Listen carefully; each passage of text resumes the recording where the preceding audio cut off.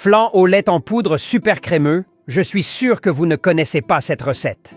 Je vais commencer la recette en ajoutant 160 g de sucre dans une casserole. Ensuite, nous devons bien mélanger jusqu'à ce qu'il soit complètement fondu. Une fois que c'est comme ça, j'ajouterai 240 ml d'eau. N'oubliez pas de mélanger constamment pour éviter que le sucre ne brûle.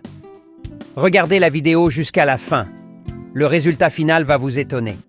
Après cela, il suffit de verser tout le sucre dans un plat à four. Avec beaucoup de précautions, nous allons étaler le sucre fondu sur tout le plat. Faites attention, car le sucre peut être très chaud. Pendant ce temps, nous allons ajouter 500 ml de lait dans un mixeur. Nous aurons également besoin de 395 g de lait concentré, 200 g de crème et 180 g de lait en poudre. Mixez bien jusqu'à ce que tous les ingrédients soient complètement intégrés. N'oubliez pas de me dire de quelle ville ou de quel pays vous regardez pour que je puisse vous adresser un salut spécial dans la prochaine vidéo. Après avoir mixé un peu, nous ajouterons 24 g de gélatine préalablement hydratée. Vous pouvez suivre les instructions sur l'emballage pour réaliser cette étape.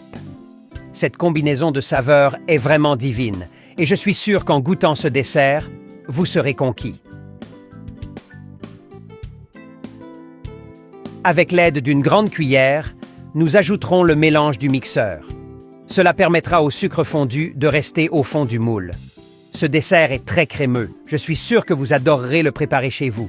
Ensuite, mettez-le au réfrigérateur pendant 4 heures.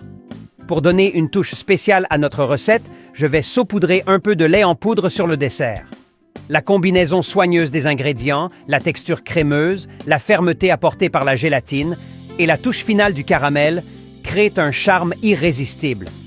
Je veux savoir comment votre flan au lait en poudre se passe quand vous essayez chez vous.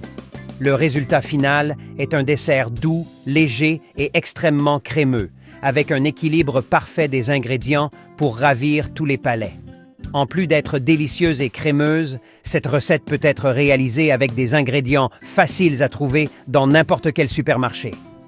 Dites-moi si vous allez la préparer chez vous ou si vous connaissiez déjà cette recette. Je suis sûr que vous l'adorerez une fois que vous l'aurez essayée. Merci d'avoir regardé jusqu'à la fin. À la prochaine.